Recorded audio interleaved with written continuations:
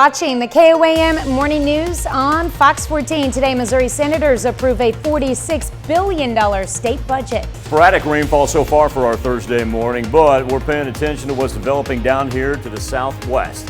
Headed our way in the latest from the Skywatch Weather Center. And new research shows that a cup of tea is not only delicious, but it can benefit both mind and body. All that and more coming up. The 4 states' most watched news starts now.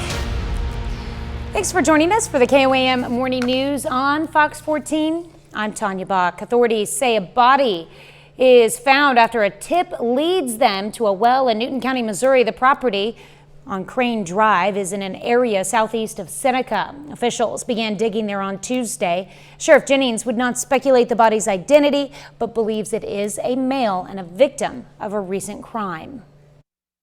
Well, yesterday we received reliable information that there was a body in a well here on this property. We started digging yesterday with heavy equipment. Couldn't quite get the depth we needed. So today tried a different approach with an auger, and we now have recovered a body. Still working on it right now, but we have definitely recovered human remains. When asked about the suspect, Sheriff Jennings said he did not want to name anyone to protect the investigation, but did say officials are well aware of the people living on the property. Missouri senators approve a roughly $46 billion state budget. Negotiators now have a little more than a week to hash out differences between the House and Senate plans. House lawmakers left billions of dollars in surplus funding unspent. Senators used some of that money for local projects and more money for K-12 public school busing. Budget also includes a ban on using public funding to reimburse Planned Parenthood for caring for Medicaid patients. According to a report from the Missouri Chamber, Missouri recovered 95% of jobs lost since the start of the pandemic. That report also found that Joplin is one of few cities outpacing the national average in job recovery. KOAM's Bronte Sorotsky spoke with the Joplin Area Chamber and a local company about the growth's impact on the area. The pandemic caused economic hardship for many, and while some places were able to bounce back quickly, others haven't been as lucky. A recent report from the Missouri Chamber shows the state has recovered more than 95% of jobs lost since the pandemic began.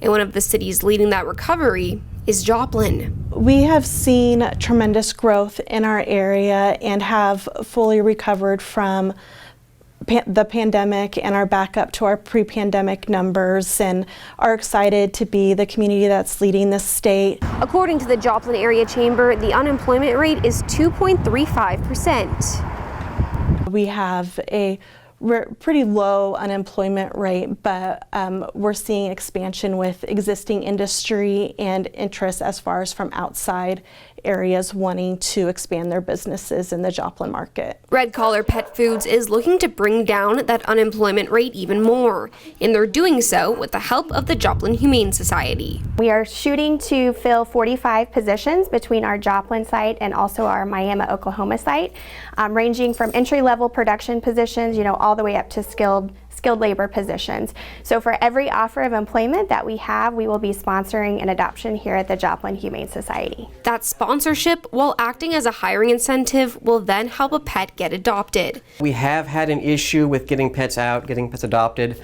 and that's not just us, it's all these shelters in the area. They've seen a decrease in adoptions, so we're really trying our hardest to get these animals out into loving forever homes. Slivka says Joplin's low unemployment rate only shows that Joplin's job growth has only increased following pandemic lows and continues to do so. In Joplin, Bronte Sorotsky, KOAM News. Other Missouri cities leading job recovery in the state include Springfield and Columbia. Well, sales of lab-grown diamonds are surging. You heard right, lab-grown diamonds. They look the same as naturally occurring mined diamonds, but the price tag looks very different, meaning cheaper. One industry analyst says March data showed sales of engagement rings featuring a manufactured diamond jumped 63% compared to last year. Number of engagement rings sold with a natural diamond declined 25% in the same period. February, the data showed the number of rings sold with factory-made diamonds surged even more to 80% compared to a year earlier. Over that same period, natural diamond engagement ring sales fell by 13%. And we just did a story about that blue diamond that went for $57.5 million. Yep. And that one probably wasn't lab grown. Good old-fashioned cubic zirconium. There you go. Take a look at the Skywatch Storm Tracker. While we've had little sporadic rainfall throughout our Thursday morning, had a little trace right here from northeast Oklahoma into northwest Arkansas. Early this morning, late last night, that band already pushing to the east of Springfield. Little shower activity, southeast Kansas. Got one formulating right here. That's the one that we're eyeballing down to the south. This thing has consistently stayed together. It's been impressive. Has also, too, brought multiple storm reports. That latest storm report popping up, thank you, 7th and Range Line, I'll get to you in a second. That latest storm report popping up, 65-mile-an-hour wind gusts in north central Oklahoma. As this progresses on the other side of I-35, it's doing a good job chewing up a whole lot of its energy. So the heavy rain is certainly going to stay together. But the threat of hail and also high winds should diminish as it progresses toward us. But that's certainly going to end up bringing us precipitation. Dry right now over 7th and Range Line in Joplin, 61 degrees. Been very, very comfortable. We'll see that humidity increase. If you're a current condition watcher, if you want to watch how close that rain gets to us, watch that humidity just continue to grow from the Gulf moisture. Mid-60s out throughout southeast Kansas, low 60s in the central, and then still some 50s throughout southwest Missouri, northeast Oklahoma sitting in the mid-60s as well. It's been very comfortable, but that warm bubble right here, that's where we're going to kind of trap in the thunderstorm activity. And so as this progresses off to the east, it's going to kind of carry everything toward our direction. As far as the severe thunderstorm risk map goes, we do even stay out of the marginal category for today. That light green, that's good old-fashioned thunder and lightning, good old-fashioned April thunderstorm activity. But as you work into that marginal category, that's what we were talking about, the storm reports staying mainly to the west of I-35.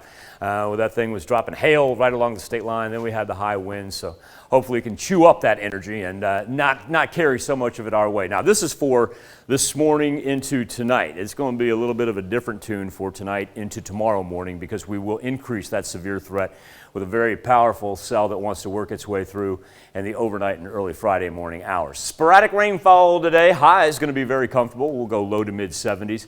And we just kind of get different rounds of it. That's that round that works in from the southwest. Then we break for the afternoon.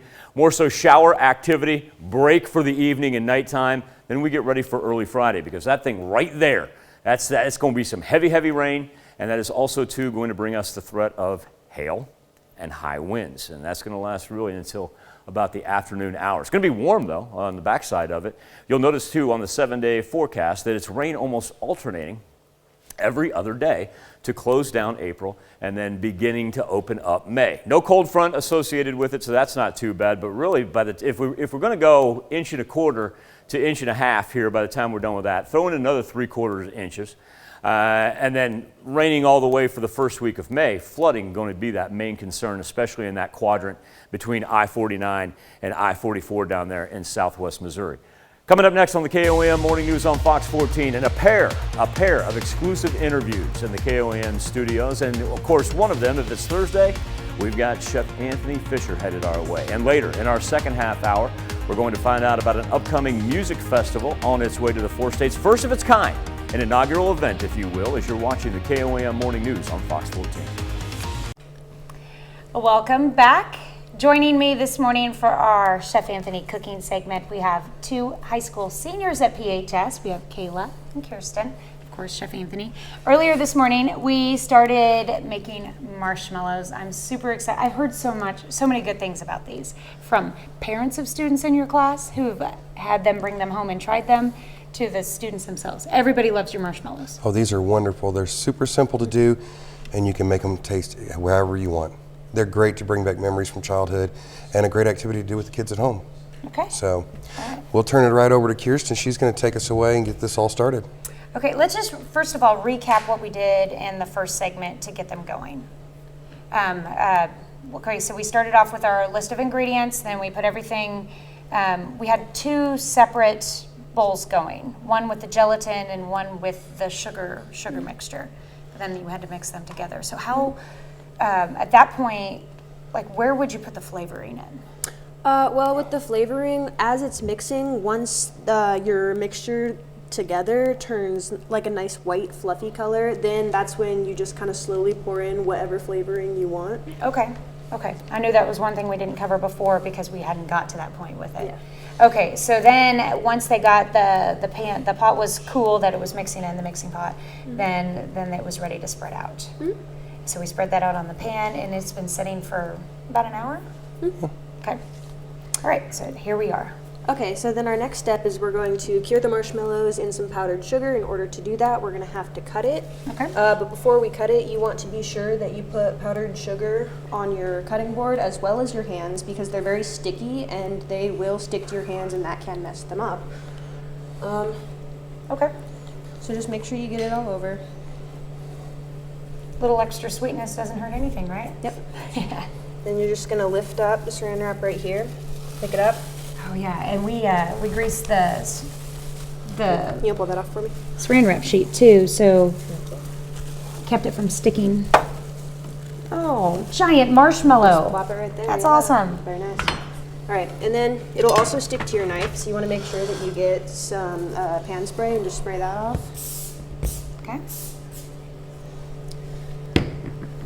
And then right here is where you decide however you want to cut it. I'm just going to do it in little squares, but you can use like cookie cutters and stuff like that. Just be sure you spray those off too. You could also cut it in however big you want it, the different shapes that you want and all that stuff. And I noticed you guys chose a butter flavored cooking spray. Is there any reason behind that, or just that's what you had? That's what I had in my classroom. Because it gives it a really yummy smell too. It does. This would be a recipe that would go really well. That way, if you got it on there, then extra fun. Oh yes. So then you're going to toss these into your bowl of powdered sugar. Just kind of get it all over them. Shake all the extra off, knock it off, all that stuff. You don't want too much on there. And then I'm just going to plop them over on here. So this particular batch has chocolate crumbles on there. Yes. It looks like. When did you add those to it? Last night when we made them. So we laid it out. We let it sit and harden. We just kind of chopped up a bunch of Ghirardelli chocolate chips, and then we just threw it on top of that. So you want to do it after it hardens, or do you put it right away as you spread it out? Depends on how you want it to stick. If you want it to be very durable, like what we're going to do for this, then you want to put it in when it's still warm. Okay. If you want something that's just kind of attractive, then you can put it in right afterwards. It just all depends on what the end goal is, what you're looking for, and they're very easy to use, so you can do just about anything that you want. Okay. Now, Tanya, I heard earlier that you're going to be going on a camping trip with your boys for Cub Scouts. Cub Scouts, yes. You want to tell us a bit about that? Okay. Well, what's your favorite part about camping? Yes, and actually we told the parents when we go Friday evening, go ahead and feed them dinner, because what we are planning for Friday evening is s'mores. And that entails marshmallows. Yes. It's interesting that you say that. And these have the chocolate built into them, so that's perfect. Yep. So I see where you were going with this. Maybe. Now. Yeah. Absolutely. So while Kirsten keeps doing that, if you'd like to take a break, we'll finish up for you. Okay, yep. I'll let you go ahead and finish cutting those up, and we'll go to commercial and come right back and test out our marshmallows. We'll be right back. Welcome back. If you have a favorite childhood memory that involves marshmallows, then you're in for a treat this morning. Earlier this morning, we started making our marshmallows on the KOAM Morning News, and then we've cut them up and finished them, let them cure, finish them in our last segment, and now we're ready to try them. That's right. Yeah. So you were talking about going camping and s'mores. So much when you go camping, but the idea behind this is that you can create any flavors that you want to do. Now this morning we've done this as a s'more so that we can actually show you. Our marshmallows have chocolate in them. So we have our graham cracker, we have our marshmallow. But you got to toast it. And we'll toast it right on up for you. Get that chocolate just a little melty. Oh yeah. And look how beautiful golden these get. And they're so ooey gooey and yummy. Can I turn it for you? Oh no, this is the fun part. Okay. I get lots of practice. We did these for the teachers, and we torched them right out in the hallway for them to try. And the toasted marshmallow smell just wafted right down the hallway. It was so wonderful. Oh, a lot of jealous students, I bet. Oh, yes. So why don't you go ahead and try our homemade s'mores. Okay, I'm not going to burn myself. It's just like a hot marshmallow when you go camping. Okay, while I try this, why don't you tell me a little bit about the other flavors that you guys have experimented with? Well, we've done salted caramel where we cut them up and we've served them on an apple slice so that you get that classic country fair caramel apple flavors. We've done the espresso that we talked about earlier. We did a salted caramel and we floated them in coffees or hot chocolates. And they've done cotton candy and strawberry. Thanks to Amaretti, one of our class sponsors, they send us all these beautiful flavor varieties that we can try and do something new and exciting with. Peppermint, cinnamon apple, cinnamon toast, cinnamon bun was incredible. That was so good. It was the perfect way to say, I'm eating a breakfast, but you're having a marshmallow. And then you toast it on top of it. It was insane, the flavors. And you talked about how these are gluten-free, they're can be made vegan friendly. Can be made vegan friendly. So, and they're wonderful. When you go and you buy marshmallows at the store, they have a whole lot of extra chemicals and stabilizers in them. But this, you know exactly what goes in it, and they last just as long as anything you buy from the store. Plus, it was fun making them, and I can imagine making this with the kids. Just got to be safe, be careful because it is very hot. It is. The hot sugar is very hot, but if you take a little bit of time and you're patient with your kids at home, you can do it really easy. Okay, these were excellent. I'm definitely going to add this to my list of things to make at home, as uncrafty as I am. I think I should add that to it. Can cooking be a craft? Like cooking is a craft. There you go. Yeah. You're making something at the end. We're asking people this morning what's their go-to craft. Cooking was not an option on there. We need to add that, guys. Yeah. Okay, I'm moving myself to the none category to other now.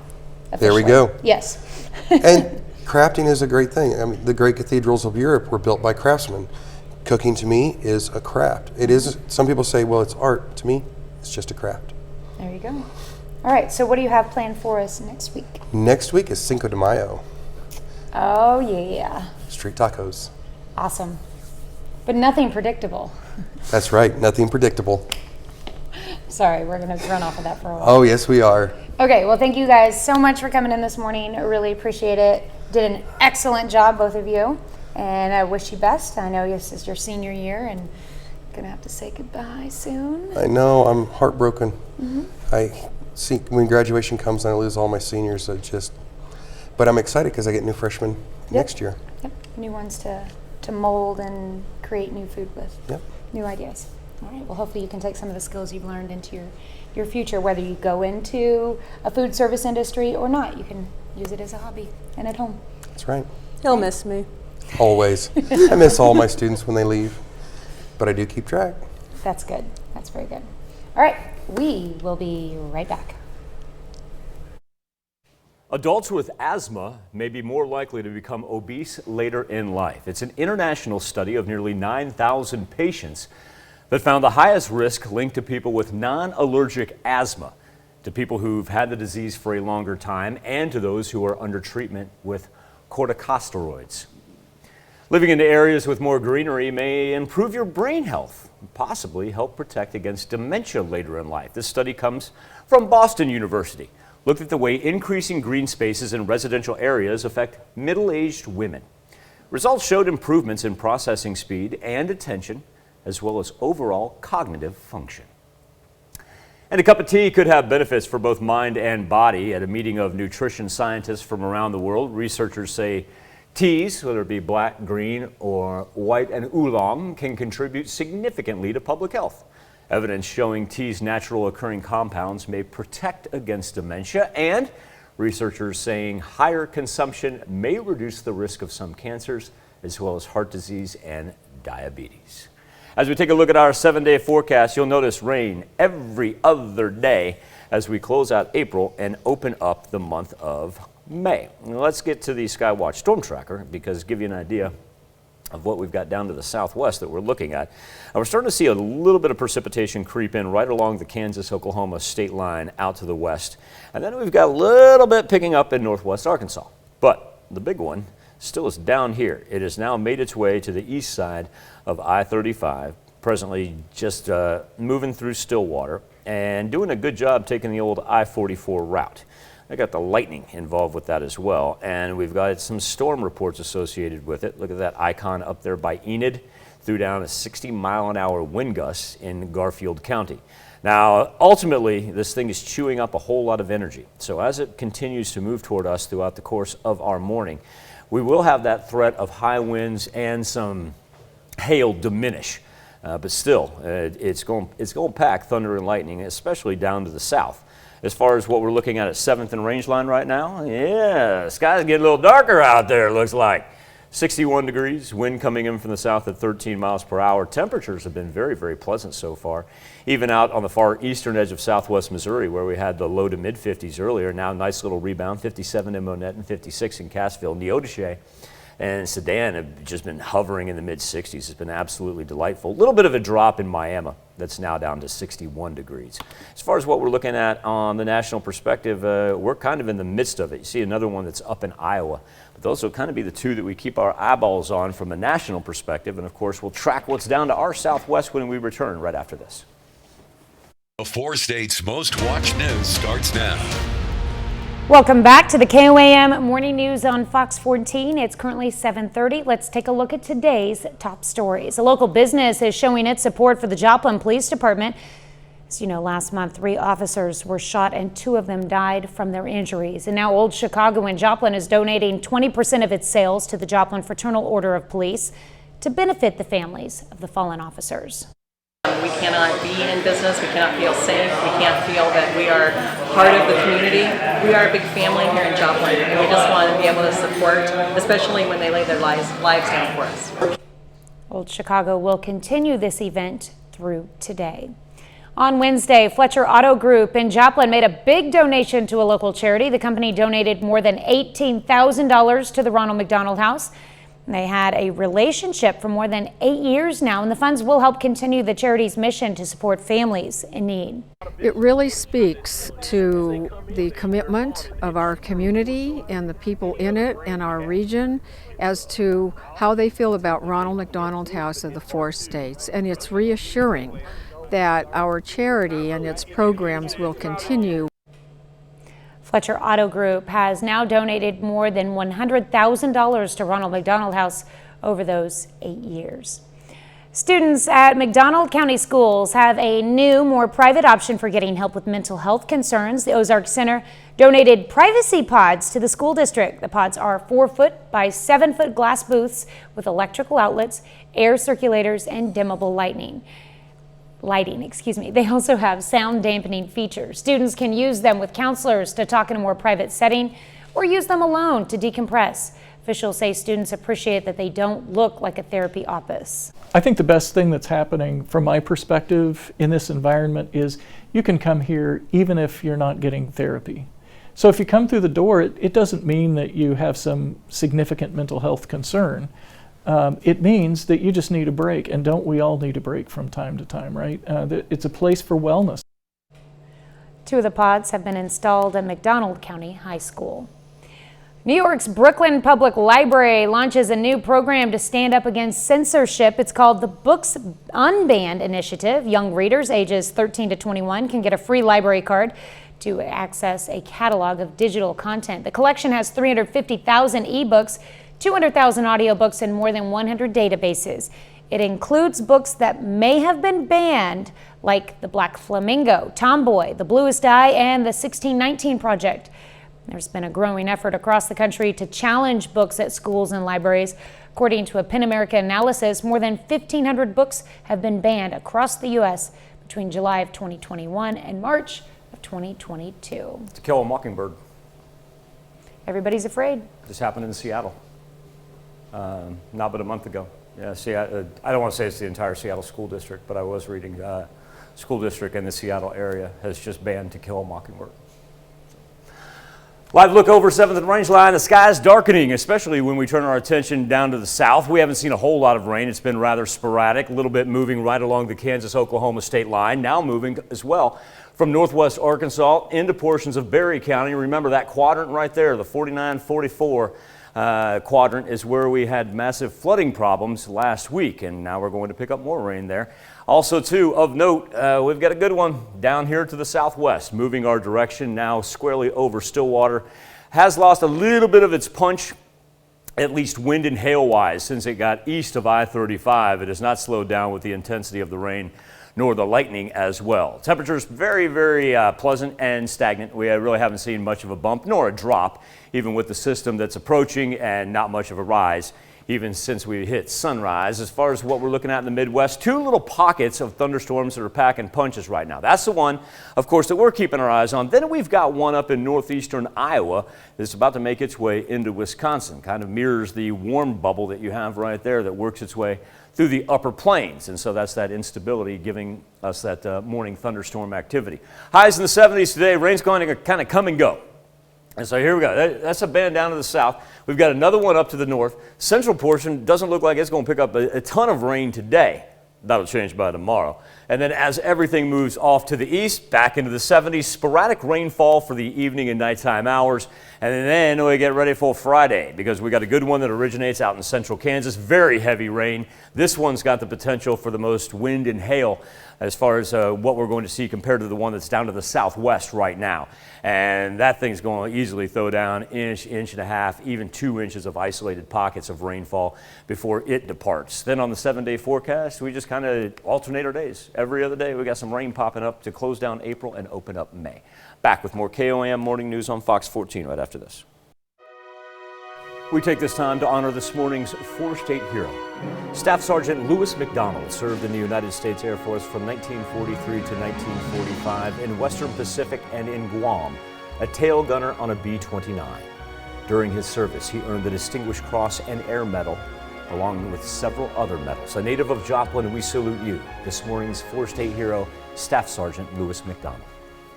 This morning on the KOAM News Now Instapoll and our Something to Talk About, being crafty. Everybody loves bubble wrap except Mother Nature. And so Tom Corrigan, an inventor with 3M, came up with a green alternative. It's a solution based on the Japanese art of kirigami.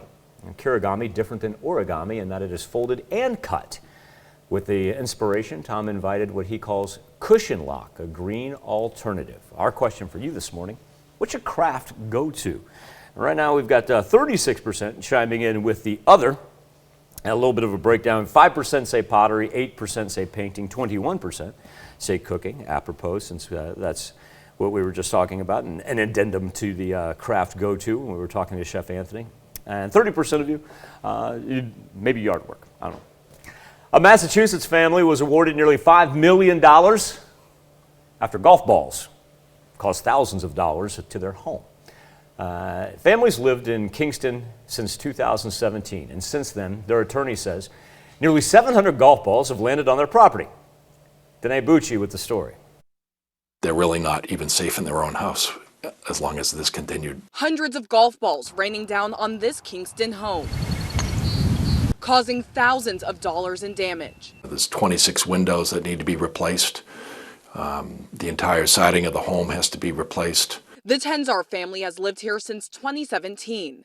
They love the golf course view the Indian Pond Country Club provides, but an attorney representing the family says the hazards weigh heavily on their heart. This was so extremely upsetting to them, and they were so completely powerless to really fix the problem. The problem had to be fixed from the golf course side. We reached out to the attorney representing the owner of the golf course. He said the potential for damage is a part of the risk of living near the fairway, and that the club does have insurance to fix damage like what's seen at the Tenzar's house. The Tenzar's attorney says they declined that action because they wanted to prevent such a large number of golf balls from entering their property. There's a lot of damage. The judge on the case awarded the family $100,000 in damages and $3.5 million in emotional distress. Fees and interest bring the total to nearly $5 million.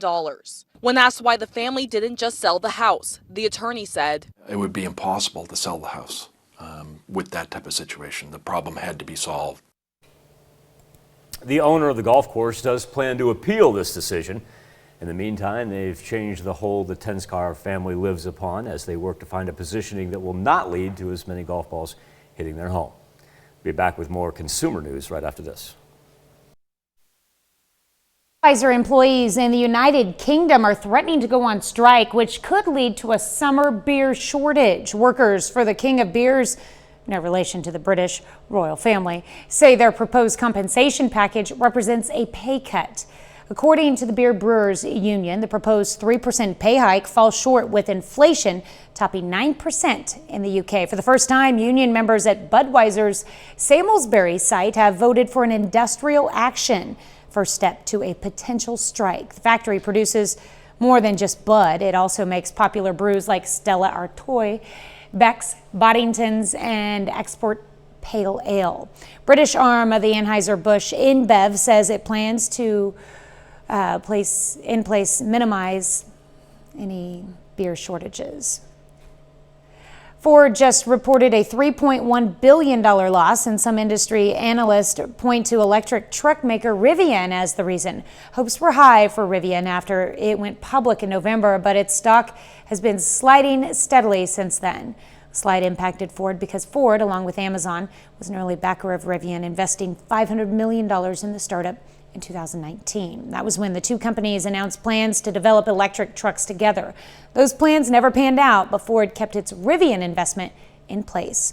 Two of the country's biggest cable operators are teaming up to create their own streaming product. Comcast and Charter Communications say they plan to launch a new streaming platform to reach major markets nationwide. Comcast currently operates through its Xfinity brand and others, while Charter Communications operates Spectrum. Companies don't have a name for their new platform yet, but they say it will give customers access to their favorite apps as well as hundreds of hours of free content. They also plan to create branded streaming devices and smart TVs for the service. Comcast already has a streaming platform called Flex. It says it will license that platform for use in the joint venture as well as its X-Class TVs and Xumo service. No word on when the companies expect to launch the new streaming product. We'll be right back with more after this, but first, let's take a look at the market prices before the opening bell.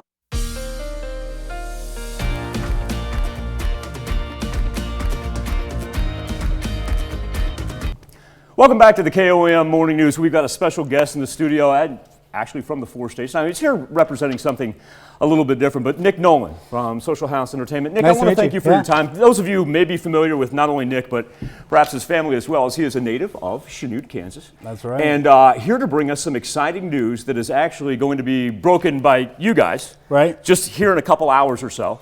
But you were kind enough to come join us and give us the lowdown on the 4 States Music Festival, a first of its kind that's coming right here to our backyard. So I'm just going to ask you, number one, give us the elevator speech about how this thing came together and how this made it to Pittsburgh, Kansas. Yeah, I mean, obviously being from Chanute, you know, Southeast Kansas and the 4 States region has a special place in my heart, you know, and through a partnership with Pitt State, we're bringing 4 States Music Festival here, headlined by Chase Rice, a ton of other great country artists, September 16th. Be on campus at Pitt State. Barbecue, line dancing, the whole deal. So that's coming up September the 16th, and once again, that's going to be at PSU. I want to ask about, from a social house standpoint, the fact that you were able to land these big names, because you've had success with venues and events in the past, whether it be Shake the Lake 2021, Tacos and Tequila. Right. That was up at Legends, right? Right. How have you been able to branch out from social house's aspect, kind of rein those events in the Kansas City area, and then deploy them south toward us? Right, well, and our take on music is just a little bit different. You know, people are used to, they got to go travel 3 hours, 4 hours to go to a music festival where they got to camp, and they got to be away from their kids. So we kind of found a nice little niche where we bring that festival style experience to a one-day concert where we have food and beverage and the line dancing and sponsorships and a really good kind of curated artist lineup as well. So it's really kind of a different brand of music, kind of, you know, a step away from amphitheaters and arenas and stuff where, you know, it'll be a 6-7 hour day. People can walk around. We'll have a full festival grounds right on the campus at Pitt State. So it's just kind of a different brand of entertainment that we're kind of known for, similar with Tacos and Tequila in Kansas City, but just bringing kind of a different flavor, if you will, to Southeast Kansas. Now, as far as the community partnerships that you had, it is impossible to put on an event of this magnitude, and especially when we're talking about an inaugural one. Right. It's impossible to do that without community partnerships and Right. community support. What have you found down here, not only in SEK, but really throughout the 4 states? Yeah, I mean, you know, this really is going to be a community event for students at Pitt State, but bringing in local businesses. You know, Freeman Health Center Systems is going to be the presented by sponsor for this event. You know, so they really kind of love and understand the community component, getting in and supporting the community with a unique event, right? Mm-hmm. That's something that's never been here before, and obviously with the Chase Rice, a big headliner. You know, I think the community will hopefully welcome us with open arms. I want to use Chase as our jumping off point here because it is such a unique story. For those of you that are not familiar with it, make sure you look it up because it's really unique what he's been through. But when you talk to somebody and you tell them, hey, I've got an event going on in Kansas City. Right. When you tell them, hey, I want you to come to Pittsburgh, and you got to be like, that's Pittsburgh, Kansas, by the way. Yeah. What was their reception toward that? Yeah, there's some salesmanship in that for sure, you know, but, and Chase is great. You know, I've worked with Chase before. He's, you know, a small town guy. He likes that festival feel, but in kind of what I would call like secondary markets where, you know, he embraces, you know, things outside of the big stadium tours and arenas and stuff like that as well. So, you know, it's always interesting trying to get the right talent, the right agents to understand really what we're building here, and this is really for the long term, right? So this is going to be an annual event for us year after year on campus at Pitt State. It falls on family weekend, so there'll be plenty of family in town enjoying the football game, and I think it'll be a lot of fun. Just to reiterate what Nick was saying there, once again, this is going to be September the 16th, all-day affair. It's going to be on the campus of Pittsburgh State, so no matter where you are watching this right now in the 4 states, you're going to have a good idea about where it is. Hey, before I let you get out of here, man, I got to know a little bit about you. You were talking about a kid who grew up in Chanute, Kansas, ends up in Kansas City at Social House Entertainment, and is now putting on music festivals. Right. Kind of in a nutshell, what's been your journey from Southeast Kansas to being able to hobnob with some of these big names and then to be able to bring it all back home? Yeah, I mean, it's been great for me. Like you said, growing up in Chanute, you know, I was actually a big golfer. Golf took me to Colorado, so I spent 4 years in Colorado. Been on the West Coast around LA, but doing shows from Fresno, California to San Diego to Phoenix, really for about the last 15 years. And decided to create Social House Entertainment, you know, in 2019, which was an interesting time to be starting a mass gathering business. You picked an interesting time there. Yeah, it was. And, you know, we endured that and did 2 great shows in Kansas City last year with Tacos and Tequila and with Shake the Lake with Dustin Lynch, and are looking for more kind of community partnerships, you know, and Pitt State kind of stepped up and really kind of got the vision of what we wanted to do, has been big in supporting it. But yeah, we've kind of carved out, you know, I kind of took my 15 years experience of being on the West Coast and bringing it back home, if you will, I guess. Nick Nolan from Social House Entertainment. And once again, you're hearing about it right here for the first time because later on this morning, Nick and his gang at Social House are going to make this official that the 4 States Music Festival is coming to Pittsburgh State Campus September 16th. Nick, thank you so much for your time. Where can we find additional info Tickets later on on sales. The day? Yep. Tickets on sale now. 4statesmusicfest.com. With number or spell it? Spell it. Spell it. Yep. 4statesmusicfestival.com. Nick Nolan from Social House Entertainment. We'll be back with more KOAM Morning News right after this. Welcome back to the KOAM Morning News on Fox 14. Here's what's happening today. The U.S. and Russia pull off a high-stakes prisoner swap despite rising tensions between the two nations. Marine veteran Trevor Reed boarded a plane back to the U.S. after spending nearly 1,000 days behind bars in Russia. He was convicted of assault charges while drunk, allegations he denies. And Russian President Vladimir Putin warned that any country interfering in its war in Ukraine would be met with a, quote, lightning-fast military response. Meanwhile, Russia is halting natural gas supplies to NATO members Poland and Bulgaria for refusing to pay in rubles, a move the Europeans called blackmail. Southern California is in the grips of what officials call an unprecedented water shortage emergency. Nearly 6 million people in parts of Los Angeles, Ventura, and San Bernardino counties will have to limit outdoor water usage to just 1 day a week beginning June 1st or face hefty fines. Pockets of rain beginning to pick up here as we approach the 8 o'clock hour, and while this has been rather sporadic, still awaiting the big one that is now on the east side of Stillwell. The lightning and the rain, they have not let up as it continues its track up I-44 headed toward the 4 states, so make sure you do not leave the umbrella at home today. Temperatures in the 70s, but remember, not only do we have rain for later this morning in the afternoon, but then overnight we got another one rolling through as well. All right. Well, spring might be in the air, but you wouldn't think so outside this assisted living facility in South Dakota. Residents woke up Tuesday to see a snowman outside their windows. Yup. Residents brought back snow after visiting the Black Hills last week.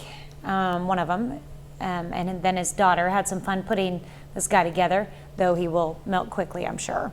A few residents got a good laugh out of it. I get a good laugh out of it. I'm now happy it's going to be in the 70s here. Thanks so much for letting us put the good in your morning. We'll be back with more news and weather when we see you at noon. Have a great morning and an even better day.